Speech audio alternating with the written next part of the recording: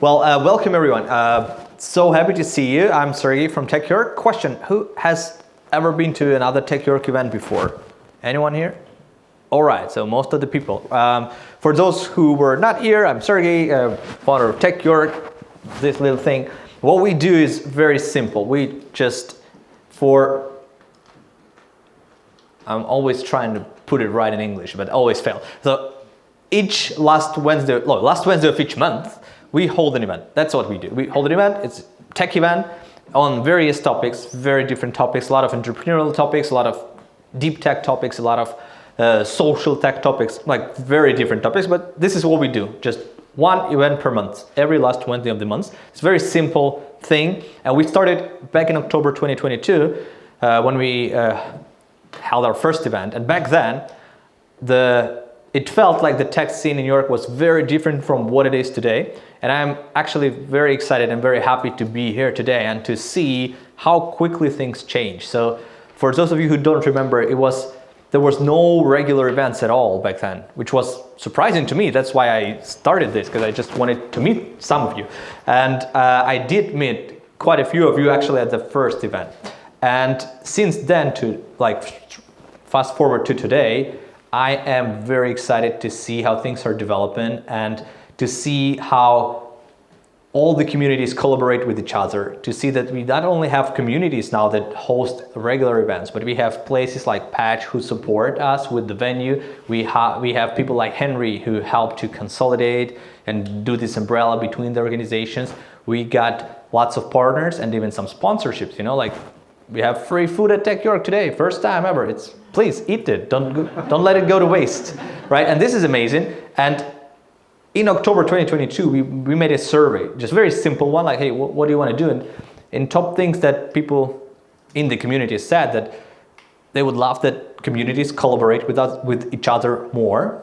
And 2.5 years after, I can definitely say that, hey, you asked, we delivered. And now, today, there will be this small iPad near food. I will ask everyone to find a minute somewhere during the networking to check it out and just fill in the survey. So Henry is doing it together with AB Presents. It's also a survey about the state of the things right now in the community, like in tech community, and what to do next with it. So it's going to be very helpful to build from today to the next couple of years. So please do that. That's optional, but we would really love you to fill in. The more answers we have, the better. And there are also QR codes. You can do it at home. You can just scan QR code and do it not on the iPad, on your phone or whatever, but there is an iPad for everyone who want to do it here. Right, so that was it with all the admin and boring stuff. And now we are finally getting to the most exciting part of the evening. So today we have a very hot topic, very important topic to speak about. Like, we were supposed to have 3 speakers covering 3 areas of the, now we already have only left 2. So it was cybersecurity, and then what was the middle part between data security and, we had cybersecurity, data privacy, and risk management. And we will not cover data privacy today because there's no privacy. That's it. That's the topic.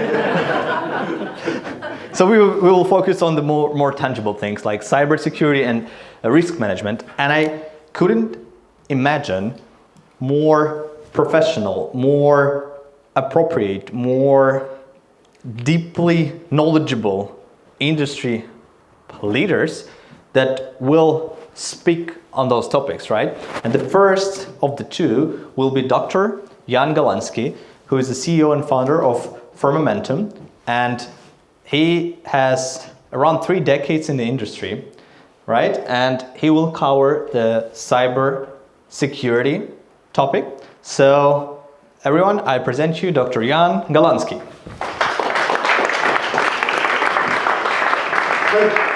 Thank you very much. I'll let you do the stuff.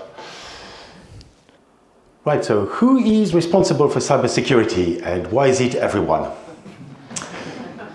Thank you for coming to my TED Talk. Right, on a bit more serious thing, what is cybersecurity? So cybersecurity is fundamental to the CIA triad. Not the Central Intelligence Agency, but confidentiality, integrity, and accessibility of data. This one is the one all cybersecurity practitioners fail at. We're here to help people do work in a secure way, not put barriers in the way. Okay, rant over. The other bit we do is prevent and respond to cybersecurity events. Breaches, things going wrong. That's what we call firefighting. And I'm going to go a bit in history on a firefight which shaped quite a lot of its own industry and see if I can relate it a little bit to cybersecurity. So in 1967, the USS Forrestal, this one, was off the coast of North Vietnam, bombing North Vietnam for the US. The pace of sorties was quite punishing, and it was often that you had several tons of munition stored on deck and a whole bunch of aircraft, as you can see. This, by the way, is the equivalent of your release coming up after crunch time and suddenly there's Log4j rearing his head or solar wind. So what happened in this tense is an electrical malfunction caused a Zuni rocket to fire prematurely. And it went from that plane to this one and continued off on the sea. It didn't explode, but it gutted the plane. It caused fuel to spew everywhere. It caused a fire. And it caused two 1,000 pounds bomb to drop on the deck and detonate, which is this. And the detonation killed all the firefighters on board the aircraft carrier. And from there on, everyone from the captain of a ship all the way down the chain of command to the lowest cook had to fight that fire. They had no idea how to do it. So they picked fire extinguishers and then had to pause to read the manual because they had no idea how to use them. And that was every single one of them. They got some water because, you know, you fight fires with water, right? If it's a fuel fire, you don't want water, it will make it worse. And by worse, I mean fuel floats on water. So remember those 1,000 pounds bomb I mentioned? They made big holes in the superstructure of the aircraft carrier. So now you have water, which is carrying fuel on fire, pouring down in the structure of the aircraft carrier. Now, if you've ever been on board a ship, you know that fire is a nightmare, smoke and steam is a nightmare, and flooding is a nightmare. All three together is the stuff of apocalypses. So finally, after 14 hours, they managed to control the fire. Sadly, 134 people died. It caused more were injured. It caused about $680 million in damage in current money. But that is direct damage, so that was repairing this. But it as well completely disrupted the military operation in North Vietnam. It meant that the North Vietnamese had time to regroup, and it caused an awful lot of problem later on. So that cost was tiny. So what did the US Navy learn from this? And now I want you to imagine the US Navy as a block of granite, because they're about as flexible and agile as a big rock. Imagine the most rigid organization you can think of. That's the US Navy, right? But they learned that they had problems with their equipment. That's your third-party software vendors, by the way. They learned that their procedures, all the way from the captain, all the way down the chain of command, were rubbish. They were outdated, they didn't work. And worse, nobody had any clue what to do. And nobody passed the correct information sideways, which could have avoided this catastrophe. So finally, they built the Fire School of Firefighting.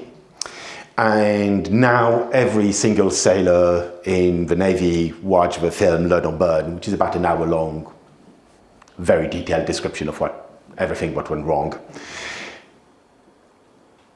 And that's not only the US Navy, because I watched this film when I got my firefighting training when I was in the French Navy. And if you imagine the American Navy as a unmoving organization, the French Navy is worse. By orders of magnitude worse.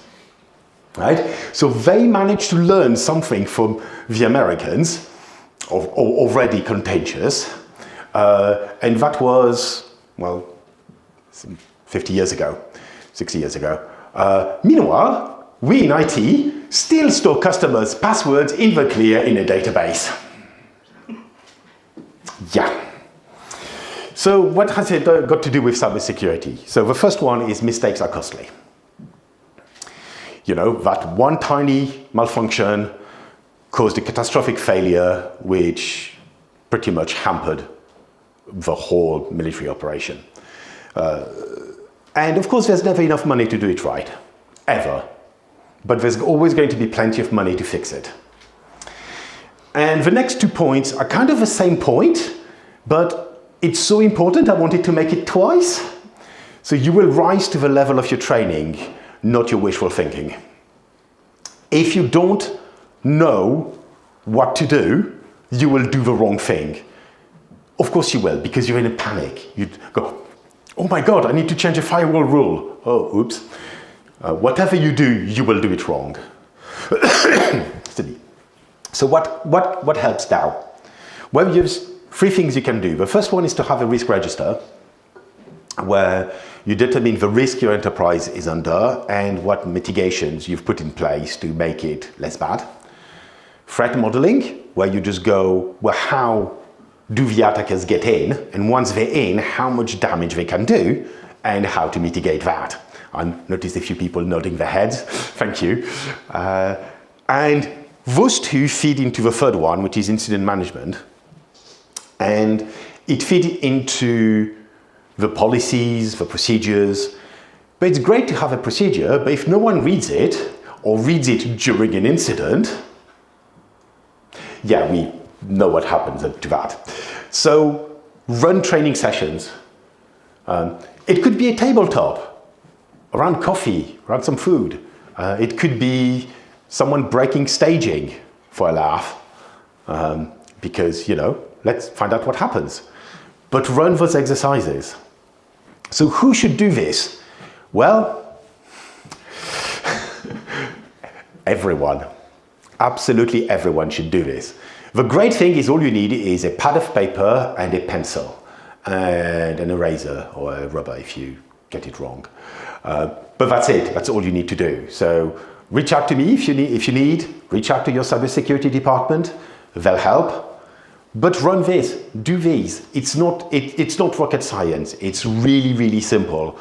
And everyone should do it. Now everyone, Microsoft has since last year added a piece of data to all performance review, which is what have you done to improve cybersecurity? Right? I'd like you to think of Microsoft as level 0. Right? This is your base. You cannot be less secure than Microsoft, right? You just can't. I mean, you know, unless you're wearing clown shoes, you can't. So if they say everyone is responsible for security, well, make it so in your company. Make it so that you are responsible. Right? Okay, so we're going to talk about architecting resilience and how we deal with technology risk in UK national infrastructure. And as we go through this, you get to see all our corporate slides, which rarely make it out into the public. Okay, so a little bit about me. My name's Jobling. So I'm the lead integration architect and AI architect for Yorkshire Water. And I joined them about 9 months ago, so I'm definitely one of the new guys. There's been lots of people there for many, many decades and much more knowledgeable than me about how it was all put together. I've previously worked for Hiscox, who have the Soviet rocket, Airport Angel, Sage Accounting, the Inland Revenue. I wrote the first the first system for you to be able to submit tax returns online over 20 years ago. And I've also worked for Rolls-Royce Industrial Power as well, so quite a lot of the bigger companies. I've run my own IT consultancy when I lived in Melbourne in Australia, and for all you nerds out there, so my current programming language is C++, and I write software to build and program robots with my 9-year-old daughter. And you can find all my GitHub code under my branding Target Architecture. Okay. So we often think about water infrastructure as just pipes and pumps, but increasingly it's a complex web of technology. And within that complexity lies hidden risks. And it's much more than just cybersecurity. That's cybersecurity, as our security architect put it, cybersecurity is just one aspect of risk. There's much more to it. And that risk is real. In February, the 5th of February 2021, an unidentified hacker remotely accessed the water treatment plant in Oldsmar, Florida, and attacked. They changed the sodium hydroxide levels in the drinking water to a dangerous amount, and that's a rare occurrence. But it highlights the importance of making technology that we use in national critical infrastructure as resilient as possible. But of course, you can't just make it so resilient that you have to send someone out there all the time. So it has to have the appropriate levels of authority and access control around everything that we have. Now, attacks like this, they're very rare. It obviously makes the news, but it highlights that there's a growing public appetite and regulatory concern when things happen in any critical national infrastructure, and of course in water security. This was in America, but surely this doesn't happen in the UK. Oh, my notes. Okay, so Yorkshire Water's infrastructure, it's the lifeblood of our community, and over 30 years, as I was saying, it's become increasingly reliant on very complicated technology. And you can see from this graph that the number of attacks on UK C&I is broadly increasing across all of the 6 economic sectors: health, energy, transport, water, telecoms, and IT. So every year we're seeing an increase in attacks. And these 6 systems, these 6 sectors, are becoming increasingly reliant on each other. And to give you an example, so in November 2024, there were thousands of people in Doncaster without water, and that was caused by an electrical outage across all of that part of Yorkshire. So all of these CNIs are all interconnected in so many different ways. So it's a loss of one will typically be the loss of most of them. So yeah, and together, obviously they're supporting our way of life as we know it. So it is very, very important. And technology risk encompasses broader concerns about operational resilience, supply chain vulnerabilities, data governance, and many more. So a holistic approach to risk and how we manage risk in the technology solutions, what we buy as technologists, the software that we design, all has to be thinking about different factors so that we reduce the risk to this critical infrastructure. So what are some of the key technology risks in the UK water industry? So we've got cybersecurity and physical infrastructure, supply chain security, legacy technology with our good old dinosaur, data governance and AI, and availability and reliability. Now, Yorkshire Water is not unusual in terms of having these risks. Most companies that are long established and have embraced technology early are going to have some aspects of these risks just inherent in their IT systems.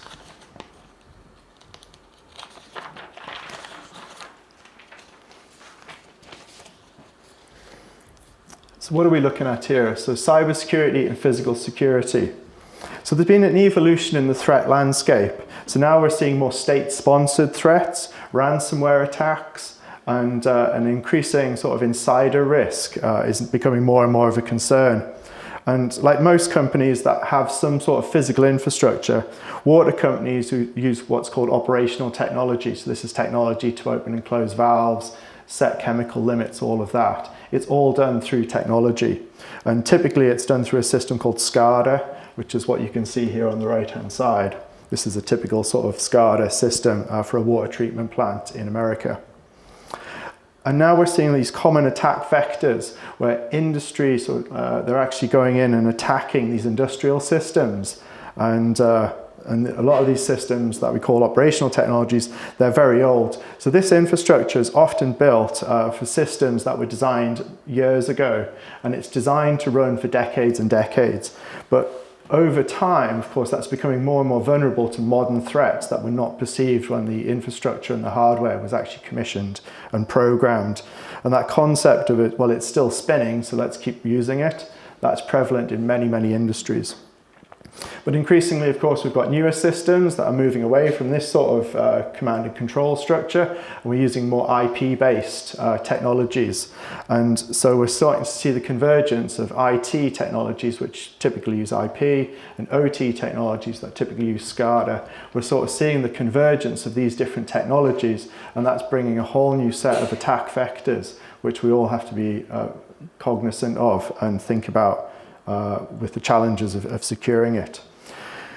And again, we're looking at code that was written decades ago in machines that it's basically these little chips that there are, and just like I do, I program them in C++, and you think, okay, I'm going to program that and it's just going to work for decades, and that's fine. And the software that you write will probably sit there and run for decades, but the hardware and the connectivity to that device, that's going to slowly over time become more and more vulnerable to attacks as we see more and more sophisticated attacks happening. The government obviously very aware of this, and they've put a lot of security frameworks in place and different standards. The UK water industry alone has its own specific standards, and we're also, so we have the Security and Emergency Measures Directive, or CEMD, which gives it's a certain set of standards that we have to apply to for all the technology choices that we make to make sure that they're resilient enough. Okay. So next we're going to talk about supply chain security. Okay, so obviously, you know, we're a water company, we make water, so we're increasingly reliant on third-party vendors. I think most companies of a certain size have that, you know, we're not building everything ourselves. And so there's always this potential for supply chain attacks. And this presents a complex set of challenges because we have to vet lots and lots of suppliers to ensure that the security of their products and their services, which suddenly become the heart of our operation, to make sure that they are secure. And there's new legislation that's been introduced called NIST Cybersecurity Framework version 2, which is increasingly looking at how we actually vet and continuously monitor all of our suppliers for security issues. So what are we looking at here? Okay, so on the top one here, this was an operation by Israel during the latest war against Hamas, an operation called Grim Beeper, which saw the destruction of a series of pages that the Hamas military or militia were using, and also a set of walkie-talkies that they were using. And this was an attack that was planned years and years in advance through the distribution of this hardware to the army of Hamas, and was then triggered on a certain time to explode. And this goes to show that state-sponsored supply chain infiltration, it does happen. And obviously this was in a war setting, but you know, we have to vet all the components and the technologies that we're using to make sure that this doesn't happen with critical infrastructure. The bottom one here is very recent. So this was back in November last year. The Ukrainian government has been sending through covert supply chains into Russia FPV drone headsets that would then explode when the operator put them on their heads. So again, this kind of warfare and this supply chain attack is happening at a state-sponsored level, and it's something that the UK government is very, very much aware of. And so every time that we buy something, we're always thinking, who developed this software and where was it developed? And again, like the risk of backdoors through libraries and code injection, we're always having to consider how is that third party securing their software for us. And again, just obtaining annual pen testing results from all of our suppliers, just to make sure that the continuous commitment to security is met. Okay, legacy technology. Good Lord. So I don't think many people got this email, but yep, back in December last year, a good little Christmas present that had been sitting in the wings for 35 years and is present in every single version of Lotus Notes. So no matter all the 3 other companies that have bought it, this basically stopped sending emails after the 13th of December. And no one realized until emails stopped getting sent out of all of their Lotus Notes systems. And the company, it took them like 48 hours to find that line of code and to patch it. But yeah, that came as a bit of a surprise to everybody, including the 2 other companies that had purchased that software over the last 35 years. So legacy technology is definitely a problem. And I remember sort of like back in 2002, I was programming in VB6 for Sage accounting. And then eventually in .NET Framework 1, that also went into Sage. Who knows where that code is now? Is that the basis of Sage MMS now? Who knows? But all those libraries that I wrote, maybe they're still in use. I don't know. Did I document them well enough for someone to take them over and to fix them 35 years later? Oh, maybe. So again, there is everything you write. There's always there potentially can be a consequence decades later, and a lot of this is quite hard to find. And so again, that concept of like dead languages, like not many people do VB6 anymore, definitely don't do .NET 1. And again, things like data centers. Yes, Yorkshire Water, like many of the companies, still has data centers. We are in the process of currently decommissioning them over the next 5 years. But thankfully, we got rid of our mainframes.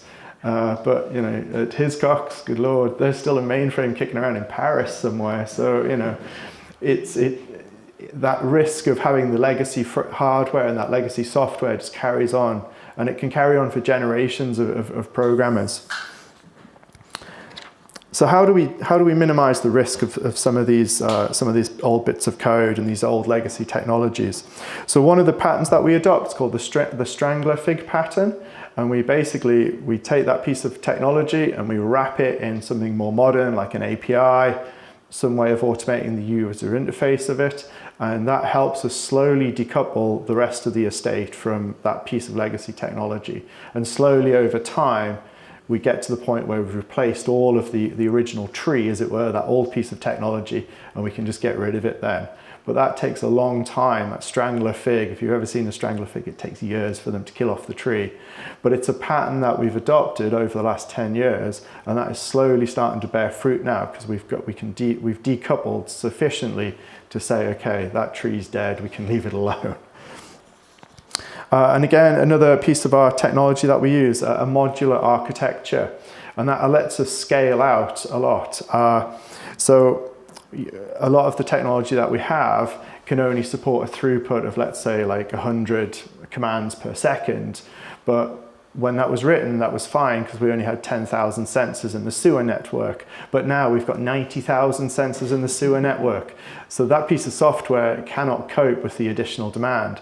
So we put in message buses and other means that we can control and throttle the speed and the transaction numbers to those legacy technologies, so that they're not overwhelmed and would crash. So again, everything that you think about, the technology. Most technology has like an upper limit to what it was built for, especially with sensor networks. You're looking at millions and millions of readings. So yeah, so it's just, you've got to think about how do you don't want the software to crash, so what's the limits of it, and how do we sort of minimize those risks around it crashing? Okay, data governance and AI. Everyone loves AI, so it's, everything seems to have AI on it now. And part of that is around data governance. So You've got data quality management. We need to ensure that all our data is accurate and consistent. Data security and privacy. Again, we were just talking about this. We need to protect our data from unauthorized access and also ensure that it complies with our privacy regulations. We've got data access control. Who can access that data and under what conditions can that data be accessed? And that could be for GDPR reasons or for many other reasons.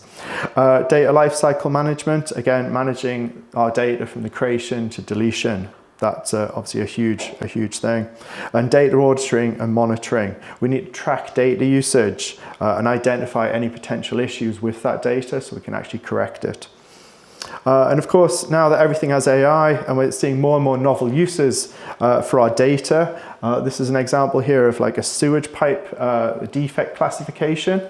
So data, like information that was previously not thought to be of value to us, thousands and thousands of hours of CCTV footage, is now worth looking at through an AI.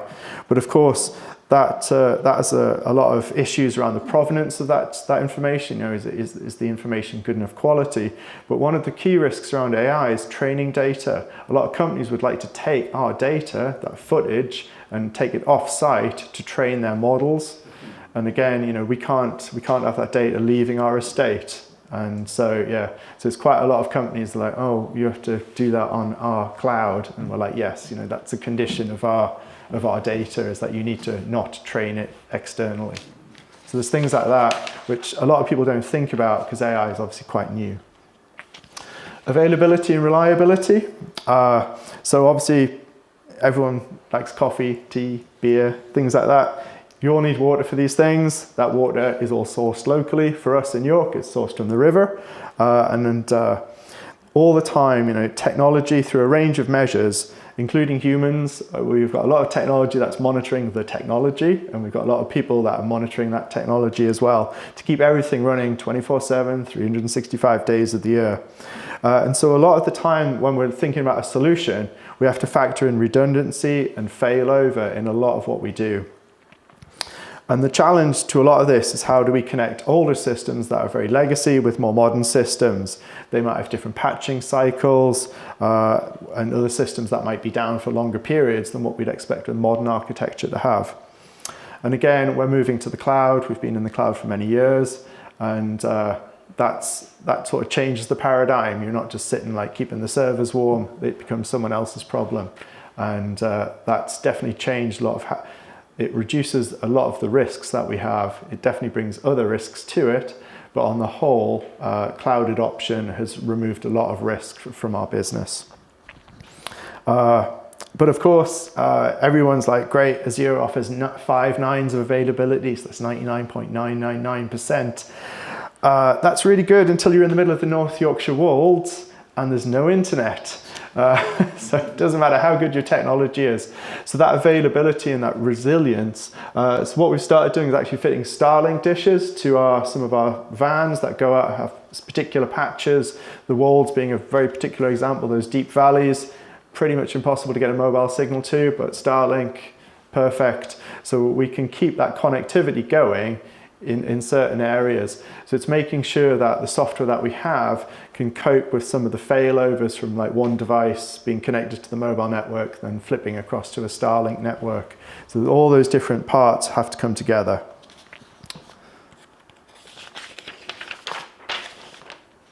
Okay, so a bit of a call to action really. I've discussed some of the key sort of technology risks that are facing the UK water industry. Talked a little bit about cybersecurity and focused on some of the operational technology and the sensors that we have. And we've talked about some of the fact that state-sponsored threats are now becoming more and more of a reality. And again, a lot of this is around like thinking about our business processes. You know, what can go wrong? Why could something go wrong? And then effectively, how can we architect out that vulnerability in our software to get around those business when things go wrong?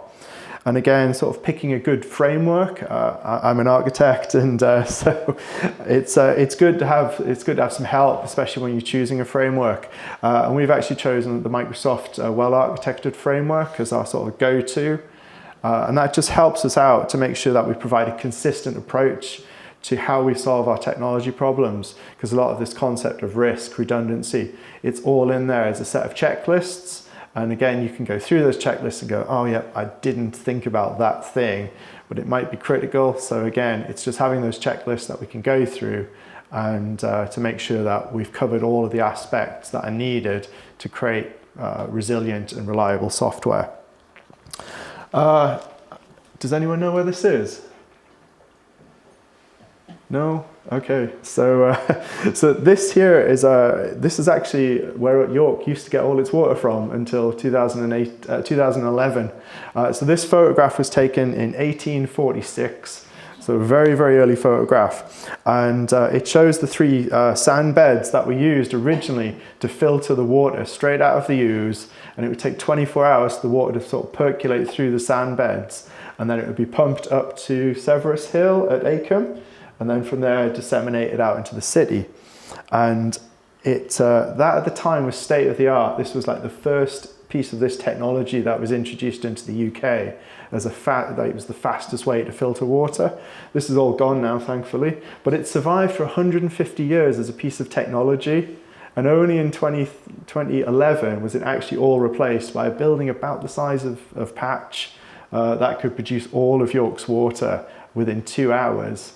So yeah, but it goes to show that some technologies can survive for literally hundreds of years.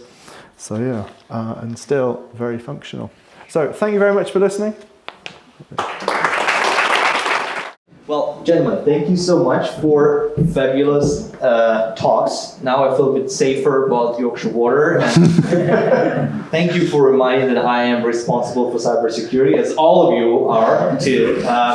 So as always, I'll start with the first question, and then we're gonna go with a question from the audience. And again, just a very simple question. Like, as of today, gentlemen, like, what's the kind of easiest way if somebody wants to kind of steal 10 bitcoins? Like, what's the easiest way to do it? Just asking for a friend. I would probably just ask ChatGPT. Okay, yeah, but on a serious note, I mean, I just wanted to chat a little bit about the if we want to do it, go that way, about the attack on Bybit. You know about the attack on Bybit, like 1.4 billion stolen just like a few days ago? Yeah. So in the news. Yeah. Do we want to get into this like specifics already? Because I didn't read anything about it. I saw the headline and thought, oh, I'm glad my money's not on that one. yeah, do you know how it happened? Or? Yeah, no, same thing. I just saw the headlines. Yeah. Well then, again, let's not chat. Let's not Sorry. touch crypto tonight. Because I was thinking like it was supposed to be like very safe and secure blockchain and everything, but then it came down to like human factor, because like no matter how secure your system is, the weak point is human. Do they know if it was an insider threat? No, it was North Koreans. They just humanly a little bit of. It was actually pretty interesting. I think I'm not very deeply technical, so I don't really understand. I don't want to mess up, but I think how they did it was very smart. They attacked the humans actually, so they kind of human engineered the people who are responsible for cold wallets. There were like several signers to do the transaction, but they also tricked the UI, so they swapped the UI so that they saw what they needed to see, and then they rewrote the smart contract so that they saw what they expected to see, they clicked what they expected to click, they thought it's all secure and everything, but then North Koreans got 1.4 billion in Ethereum, which is interesting. Well, anyhow, anyone wants to go with the question? Do we have questions from the audience? Right, here we go. So I can, for each of you in turn, I guess, how do you get a CEO who's from a financial or legal, non-technical background on board with your discipline? Okay, I think a lot of it is effectively it's imposed on us through regulation. I think that's at the moment. So that is definitely one way of doing it. I suppose in the water industry, the other is the fines.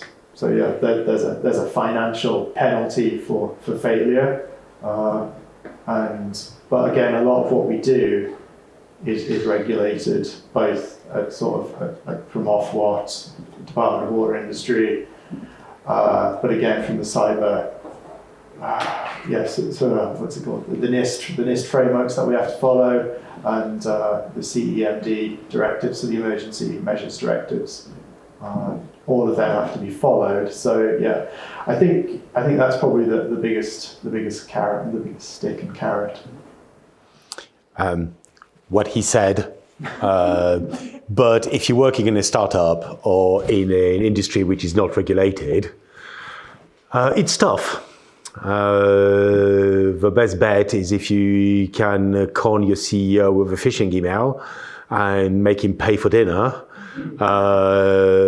then you've got something, although they may not appreciate it as much as you think they will. It's tough. That threat of regulation is one thing.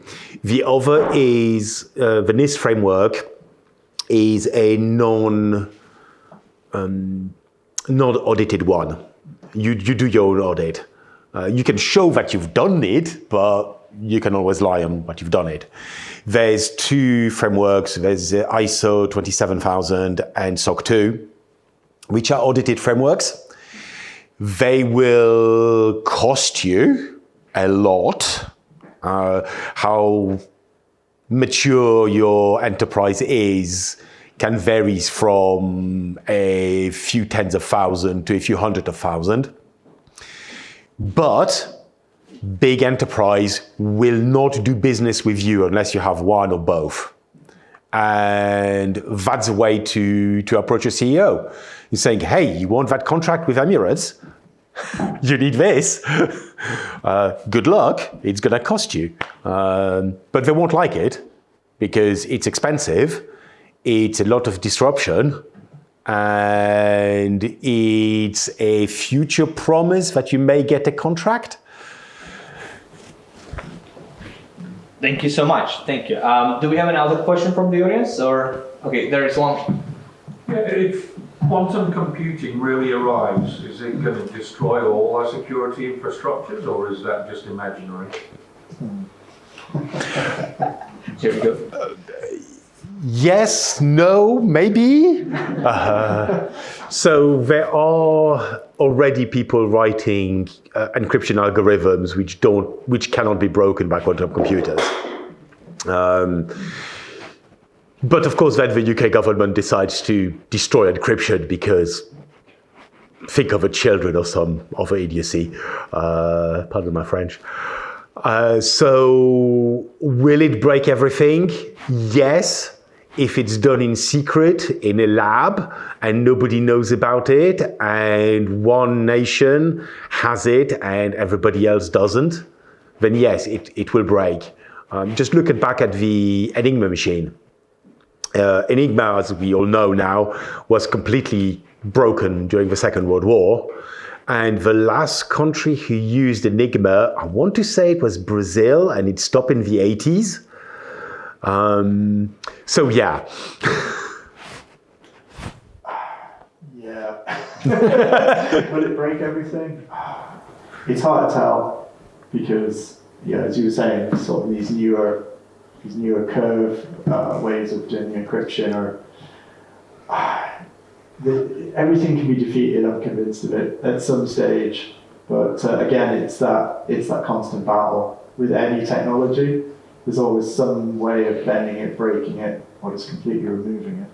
So yeah, it is hard to tell. I mean, I know that Microsoft has just released that new chip that they're all hyping about. I haven't actually read much about it yet, but yeah, I suppose. I mean, you think about it though, all the old ciphers that we used to use, like 56 bits and 64 bits, they became obsolete, and now you won't get out of bed unless it's 256 or 512. And even then, you've got to choose one of the more fancy ways of creating those certificates to get that security. So again, it's like there'll be a constant evolution, and I think how the quantum computing will change everything. I think there'll be an arms race against those that can create the certificates and the algorithms versus those who can break it. But we've seen that in classical computing, the race to sort of break RSA, other sort of encryptions. So, it's an arms race like everything. And always with breaking encryption, you have to remember the most effective way to break encryption is hosepipe decryption. For those who are unfamiliar, you get the person who has the key, you tie them to a chair, and you beat them with a hosepipe till they tell you. Yeah, very efficient. Sadly. All right. So okay, we have another question, like 2 questions, and I have 1. So that's probably going to be the lead. Please, you go first. Hi. Firstly, a comment. I run an ed tech company delivering programs to young people on innovation and entrepreneurship. Some of the stories that you've told are amazing stories that I can really see young people engaging with. So if you're looking to get talent, some of those stories would be awesome. My other question is, you said cybersecurity is everyone's issue and problem to solve. Do you think young people should be trained on cybersecurity in school? Should it be part of the curriculum? It already is. Do you think it's good enough then? No. So I've got 9-year-old daughters. I've got a set of twins. Well, twins, not a set. That's 4.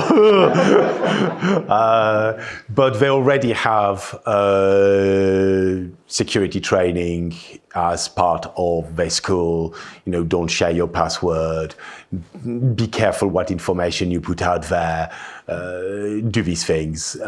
So it's age appropriate, but I suspect that is going to get more and more detailed further and further. We're looking at it's a shame we couldn't have a privacy talk, because a lot of that is very much geared to children and how they can stay private in a world where you've got social media, which is harvesting your data and selling it to the lowest bidder. So yes, they should be taught. Yes, they should be taught more. And it should be the role of both the school and the parents to educate their kids about the danger of that not being paranoid. We have now, I work in schools, and they've removed the National Computing Hub funding, so there's no funding, that's just gone. And we've got a huge shortage of computing teachers. We cannot hire computing teachers at all. So there's a real challenge for schools. You know, so in this setting that we have now, it's a real concern. I think it's on par with financial literacy education. I think it's kind of going to fall into that space where just not enough can be done by the schools. So what's going to fill the gap? Because schools are overloaded and they just cannot fill that. And so I think it's a big challenge to tech companies to say, should you be stepping up in this space? It's not just tech companies. I mean, Yorkshire Water is not a tech company, and Okay, but who's going to fill this gap, I guess? Because I think the risk is massive, or the opportunity is massive. yes. To kind of stop that flow. Because I actually worry most, I agree with you, primary schools are actually doing quite a good job, but primary schools always have more space in curriculum than secondary school. So secondary schools are where our risk sits at the moment. And I think we will probably have a generation of people entering the workforce that are very risky, and we need to do something about it.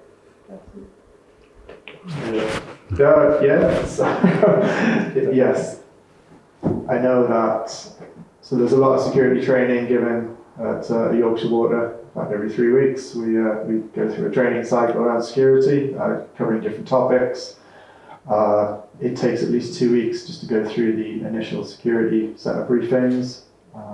So I think when you get into the workplace, it's kind of like it's ingrained in you that, okay, security is a top priority, but your work life is only 8 hours a day, so yeah, for the other 16 hours, I think learning how to be secure online is a mix, but it should be a lot of these platforms, Facebook and everyone else, but obviously the UK government is doing its damnedest to undermine any sort of privacy itself. So I don't know, and again, a lot of it's behavioural, which you would learn from primary school upwards. But I agree, my mother was a teacher, and it is it's very hard to find the time to bring something in, especially when there's so much social engineering around it, and even in your ability to obviously communicate globally now and as securely or insecurely as you wish is now there's everyone's fingertips. So yeah, I don't know, it's a massive problem. I also have a 9-year-old, and she dreams of going on the internet, so but it is a massive problem. I mean, she's just finished doing a citywide arts project, and for the last 8 months, in order to protect their anonymity online, because they've been on the BBC website and everything else, they've been wearing masks or sunglasses. And that's how they've been protecting their anonymity. And it was only last week when they were finally unmasked to the public and the rest of the children of York that we've sort of like dropped that anonymity. So but it is very hard to stay, I say anonymous, but just secure these days. It feels an almost impossibility outside of sort of the garden walls of work. Yeah. All right, thank you so much. There was one more question from the gentleman.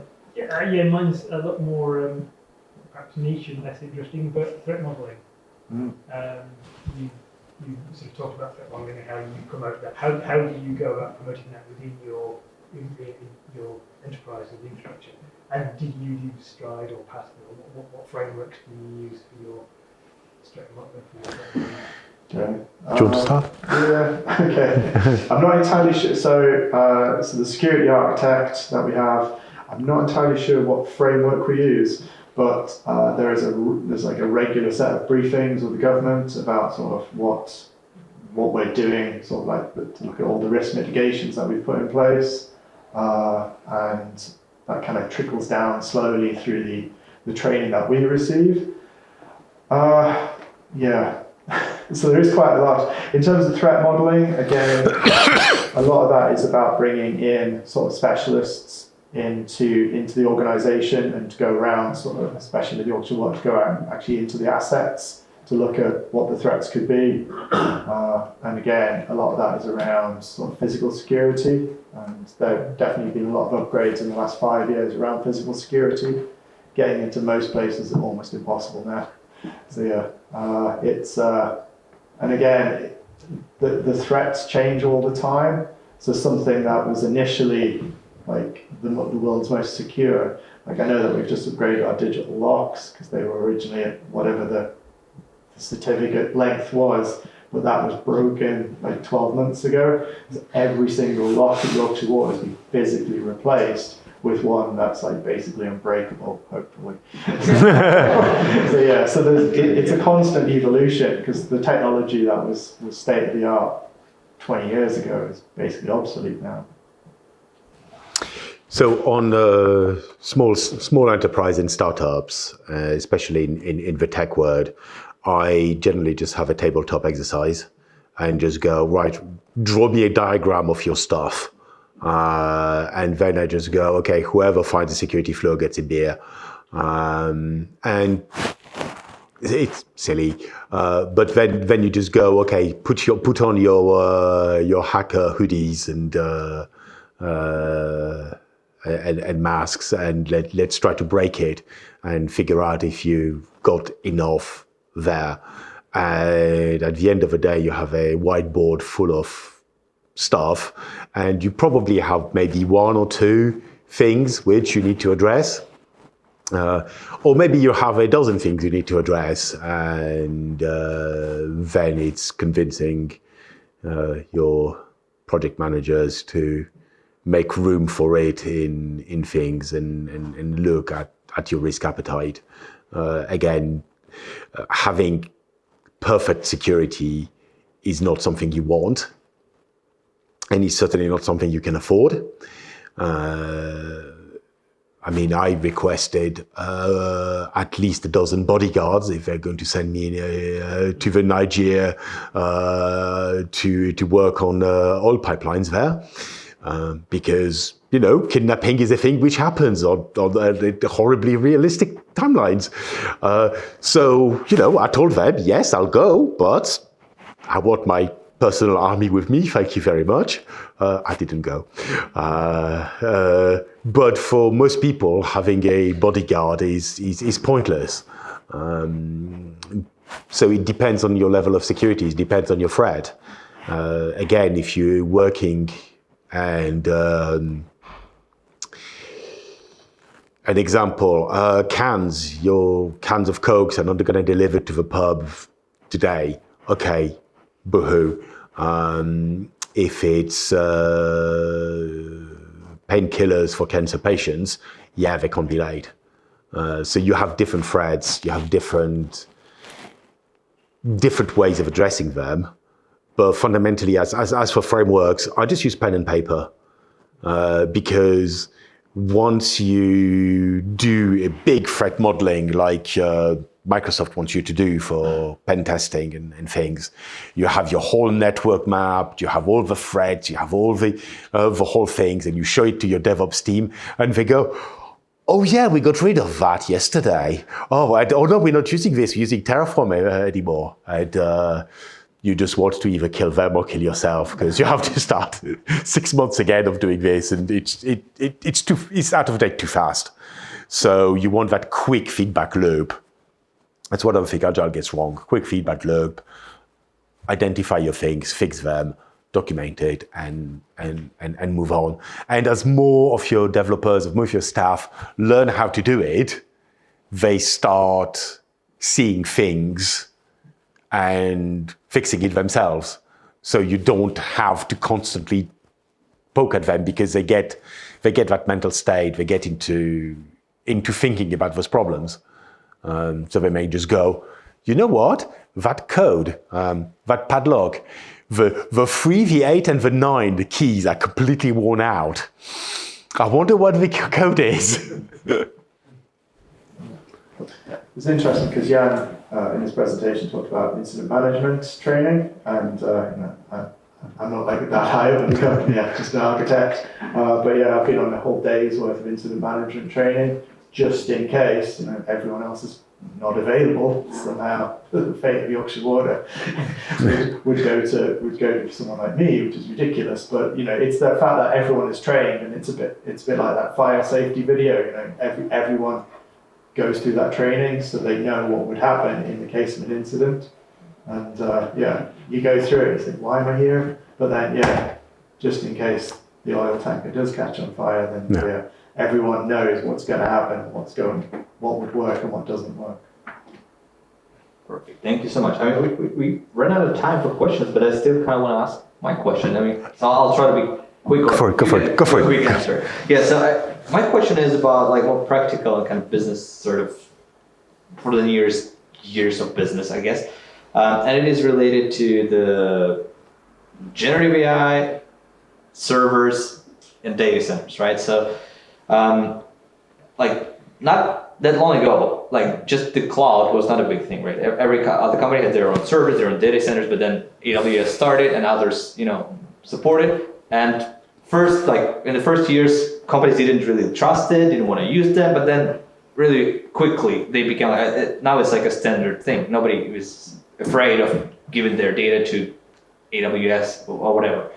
Right now, with generative AI, I see a big trend of larger companies trying to set up their own kind of private cloud with their own servers and run like open source LLM, not ChatGPT, not just open source like Llama, just because they want to fine tune it on their own data. And I guess they are afraid to give this data to like ChatGPT or anyone. And my question is, from your point of view, what's gonna be a bigger trend? Is this gonna stick and companies will actually use private clouds with open source LLM, etc.? Or if people will be comfortable to share their sensitive data with OpenAIs of this world, right? And gonna use so what do you think in the nearest like couple of years?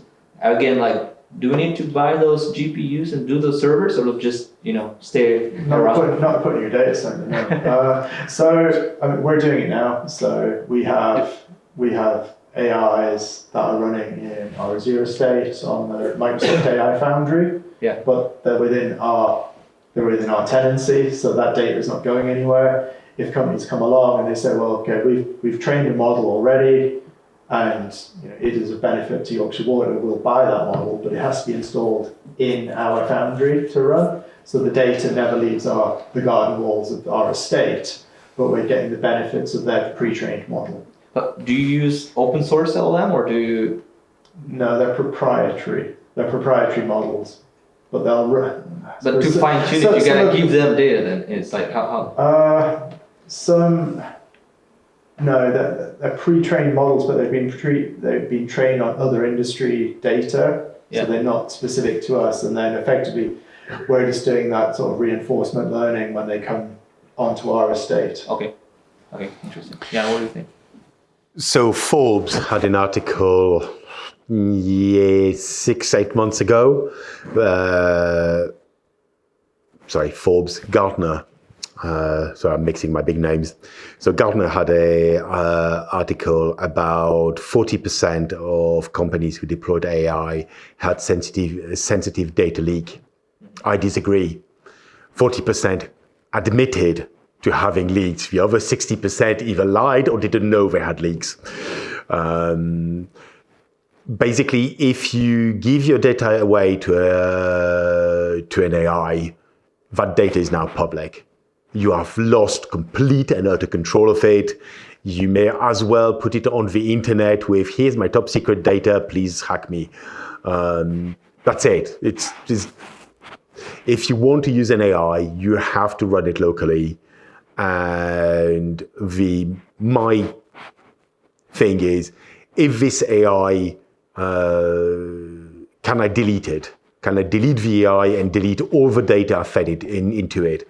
If I can do it, if I own the encryption keys for that AI and not whoever sold me that AI, then okay, yeah, sure, I can trust it to do what AI does, which is, remember that the I in LLM stands for intelligence. So you need to run your own models. And you need to be careful with those models. DeepSeek is great. Ask it about Tiananmen Square. Or Taiwan, yeah. Or ask it how many hours are there in Strawberry. Yeah, well, thank you so much. And that's all. That was amazing. Round of applause for you guys. Thank you so much.